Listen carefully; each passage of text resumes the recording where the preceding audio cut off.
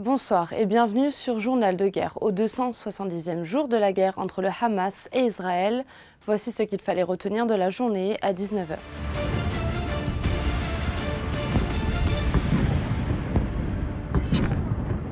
Nous commençons par la situation à la frontière israélo-libanaise. Des avions de guerre israéliens ont attaqué la périphérie des villes d'Al-Bustan et d'Al-Zalotiye, dans le secteur ouest du sud-Liban. Cette attaque a eu lieu mardi après-midi et a provoqué la mort d'une personne, selon les rapports préliminaires. La défense civile a rapporté qu'une personne a été blessée lors d'une frappe aérienne israélienne visant une maison à Al-Zalotiye. Plus tôt, un drone israélien a tiré 3 missiles sur la ville de Taïbeh. L'un des missiles aurait visé le transformateur électrique du projet de la ville, mais n'aurait pas pu l'atteindre, selon les informations recueillies par ICI Beyrouth. Un dysfonctionnement a tout de même provoqué une explosion et un court-circuit dans les lignes à haute tension. Des avions de guerre israéliens ont franchi le mur du son à 2 reprises au-dessus des régions de Nabatieh et d'Iklim al-Toufa, à basse altitude. Ils ont également franchi le mur du son au-dessus du chouf de Jezin, à Marjayoun et à Sheba, semant ainsi la panique parmi les habitants. De son côté, le Hezbollah a revendiqué une attaque sur la position de Jalal al-Alam. À Gaza, l'armée israélienne continue ses bombardements ce mardi, notamment sur le sud du territoire palestinien assiégé, où elle a émis de nouveaux ordres d'évacuation qui concernent environ 250 000 personnes, selon l'ONU. Des sources médicales palestiniennes ont fait état d'au moins 8 morts et plus d'une trentaine de blessés dans les bombardements israéliens à Khan Younes et Rafah.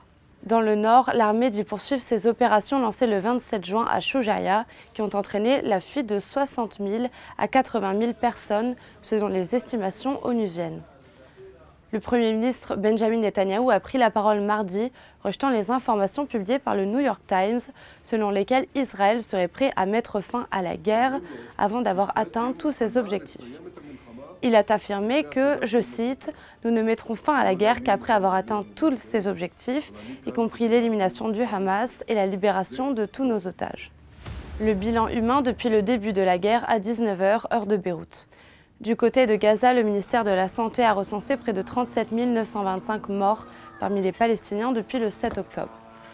Du côté israélien, 1200 morts sont officiellement recensés par l'État hébreu depuis le début du mois de novembre 2023, un chiffre qui n'a toujours pas évolué selon les données officielles, malgré les annonces régulières de soldats tués dans les combats. L'armée israélienne a toutefois annoncé qu'au moins 319 soldats israéliens avaient été tués depuis le lancement de l'offensive terrestre à Gaza. Au niveau diplomatique, le secrétaire d'État américain Anthony Blinken, qui était invité au Brooklyn Institute hier soir, a évoqué la situation à Gaza.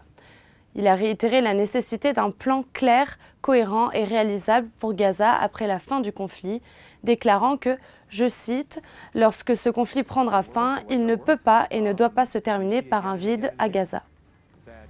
Sur le plan humanitaire, l'ONU a déclaré qu'à ce jour, environ 1,9 million de personnes avaient été déplacées dans la bande de Gaza. C'était tout pour aujourd'hui, on se retrouve demain pour un autre résumé de la situation. D'ici là, vous pouvez suivre toute l'actualité concernant cette guerre sur notre site www.icibeyrouth.com sous la rubrique Guerre Israël-Hamas ainsi que sur tous nos réseaux sociaux.